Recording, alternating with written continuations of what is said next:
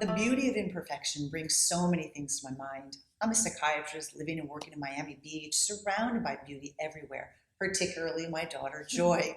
I'm also the co-author of The Beauty Prescription with Dr. Luffman, a Beverly Hills dermatologist, and our goal is to help all women look and feel their most beautiful. Beauty in women is simply an external manifestation of health and fertility. We are all born with innate beauty receptors. We naturally look for certain characteristics such as symmetry, smooth, clear skin, silky hair, curvaceous body, and more. Women in their mid-20s are at the peak of fertility and attractiveness. Both men and women love to look at them. We also have evolved beauty receptors. They're like the software in our brain that we can download, and we can download new ones throughout our lives so that what we see and love becomes beautiful. This way we can broaden our definition of beauty until we can see beauty almost anywhere. Artists, designers, nature enthusiasts are particularly good at doing this. The internet has created an explosion in who and what is considered beautiful. We can now see beautiful women all around the world, and this gives us a powerful opportunity to download new beauty receptors. My greatest teacher, though, has been my daughter Joy. When she was an infant, she was so pretty that people would stop me on the streets to tell me how pretty she was.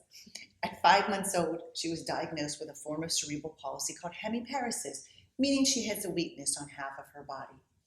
Her disability, or as she prefers to say, her different ability, was quite visible, especially as she grew older. I remember the first time that I realized there's beauty in imperfection. Joy was around 6. I was in a lecture, and the speaker shared a story about a vase that had been cracked. Instead of throwing the vase away, the owner gave it to an artist who turned the crack into a stem, then etched in beautiful roses. When the vase was returned to the owner, he was delighted and found it to be far more enchanting than the original. This story lit a spark for me, but it did take years before it became a flame. Now I'm aware that similar stories exist in multiple religions and cultures. Wonderful example is the Japanese notion of wabi-sabi. They celebrate imperfections and impermanence of life. For example, if a pot cracks, they repair that crack with gold, silver, or platinum, believing that you create a stronger and more beautiful piece of art by celebrating rather than hiding imperfections. Flash forward to 2014, a mutual friend introduced me to Shelley Bear, as he thought Shelley could guide me in raising Joy. Shelley is an extraordinary woman who's been living with arthritis since age 3. She's a social worker at University of Miami and a powerful advocate for women with disabilities. Once again, life took an unexpected turn, and Shelley asked me if I would help her with the project. Together, we founded the Bold Beauty Project. We pair women with disabilities with volunteer photographers, and we create art shows. The model and the photographer work together to create an image that the model chooses. Some have been so creative as to do an underwater shoot with a wheelchair, or another one of our models chose to be photographed with her therapy animal. Our motto is disability becomes beauty, becomes art, becomes change. The power of the project lies in the fact that models can download new beauty receptors when they see themselves in this bold and beautiful light. The photographers aren't used to working with women with disabilities, so they're challenged to see beauty in new and unexpected places. And you, the audience, have the opportunity to look for beauty in places that you might have previously overlooked. So we think it's a win-win-win formula, and indeed it works. We launched in Washington, D.C. in 2015, and we've had shows in multiple cities throughout the United States. In December of 2019, we had our first international show in Panama with all local models and photographers.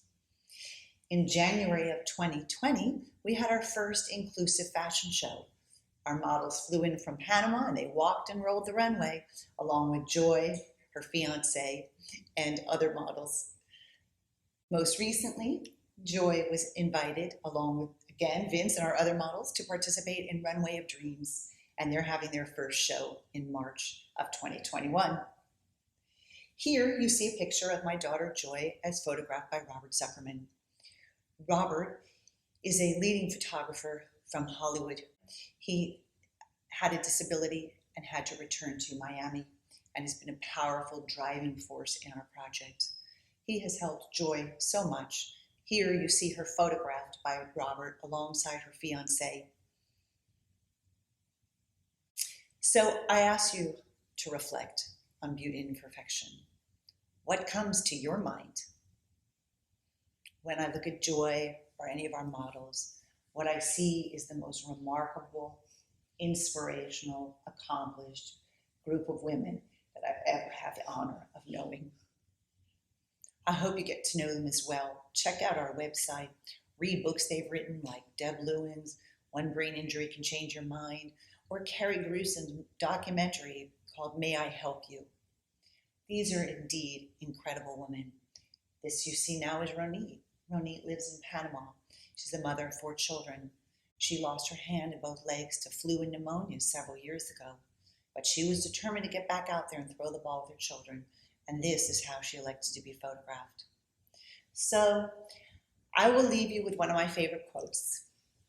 Selma Hayek said, "People often say that beauty is in the eye of the beholder. I say the most liberating thing about beauty is realizing that you are the beholder.